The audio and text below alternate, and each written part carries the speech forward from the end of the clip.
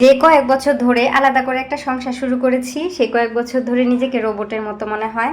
সকাল থেকে রাত পর্যন্ত মনে হয় সময় ধরে ঘড়ি ধরে ধরে কাজ করি। সময়ের বা কাজের কোনো এদিক সেদিক হয় না। যেমন ধরুন, সকালে ঘুম থেকে উঠেই চোখ মুছতে মুছতে চলে আসতে হয় রান্নাঘরে। যে করেই হোক 9টার মধ্যে রান্নাবান্না শেষ করতে হয়। মাঝে মাঝে ভাবি তো সকালে উঠবো না, তারপর আবার মনে মনে ভাবি যাই থাক, মানে জামাইয়ের জন্য একটু মায়া লাগে, সে আবার বাইরে খাবে। কিছুক্ষণ পরে উঠে তো আবার সে আমার রান্না করতেই হবে, সেই ভেবে আবার উঠে যাই, এই আর কি। আর সবচেয়ে বড় কথা হলো, সেটা একটা অভ্যাস হয়ে গেছে। কেন জানি খাবার যদি অফিসে না দেই, ওই দিন আর ভালোই লাগে না আমার। এমন খুব কমই হয়েছে যে দিন আর কি ওকে অফিসে খাবার দেইনি। শরীর যদি খুব বেশি খারাপ না থাকে, তাহলে প্রতিদিন দেখা যায় উঠে রান্নাবান্না করি, খাবারটা দিই। আজকেও তার ব্যতিক্রম হয়নি। সকাল সকাল সময় মতো উঠে রান্নাবান্না মোটামুটি কমপ্লিট হয়ে গেছে। রান্না করেছিলাম ডাঁটা আলু দিয়ে পাবদা মাছের ঝোল, সাথে করেছিলাম লাউ ঘন্ট, আর আমার ছেলের পছন্দের কলমি শাক ভাজি। ভাজি ভুনা যাই থাকুক না কেন, আমার বাসায় ডাল আর মাছের একটু ঝোল ঝোল তরকারি থাকতেই হবে। আমার হাজব্যান্ড একটু ঝোল ঝোল খেতে বেশি পছন্দ করে। তো ডাল তো সকালে রান্না করতে পারি না, সময় লাগে, এটা বিকেলে রান্না করি।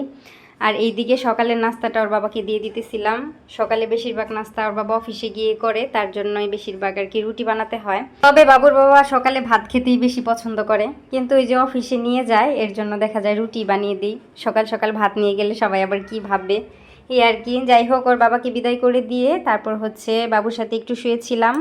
এখন বাবু ঘুম থেকে উঠে গেছে, এখন আমার আর বাবুর রুটিটা ভেজে নিতেছি। তারপর সকালবেলা আমরা নাস্তা করব। পেজ খোলার আগে দেখা যায় তো ওর বাবা অফিসে চলে গেলে আমি বাবুর সাথে আবার একটু ঘুমাতে পারতাম, কিন্তু পেজ খোলার পরে এখন আর সেই সময়টুকু পাই না, মানে একটুও সারাদিন বিশ্রাম নিতে পারি না। জানি না ভুল করেছি না ঠিক করেছি পেজটা খুলে, আপনারা অবশ্যই জানাবেন আমাকে।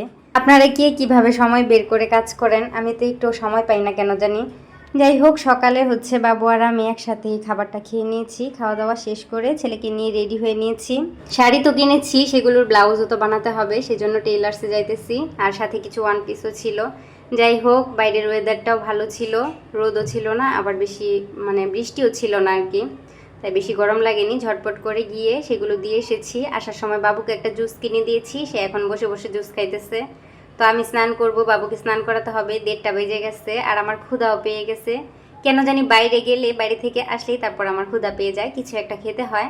তো এখন আর কিছু খাবো না, একদম স্নান করে এসে ভাত খেতে বসে গিয়েছি। আমি কিন্তু মাঝে মাঝে এরকম খাবারের সাথে কাঁচা পেঁয়াজ খাই, ভালোই লাগে আমার কাছে।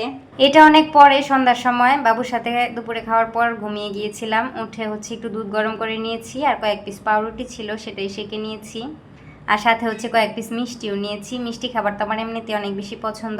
এগুলো দিয়েই সন্ধ্যায় নাস্তা করেছি। তারপর ওর বাবা চলে আসছে, আসার সময় ওই যে আমার পছন্দের 10 টাকার বিস্কুট আর কেক নিয়ে আসছে। আমার এগুলো খেতে অনেক বেশি ভালো লাগে।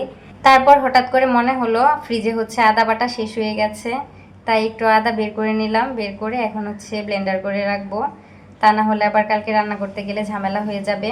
এখন আদাটা ফ্রিজে রেখে তারপরে রাতের জন্য ভাত রান্না করব। তো আজকের ভিডিওটা এই পর্যন্তই। ভিডিওটি কেমন লাগলো কমেন্ট করে জানাবেন। ভালো লাগলে আমার চ্যানেলটিকে সাবস্ক্রাইব করে আমার পাশেই থাকবেন।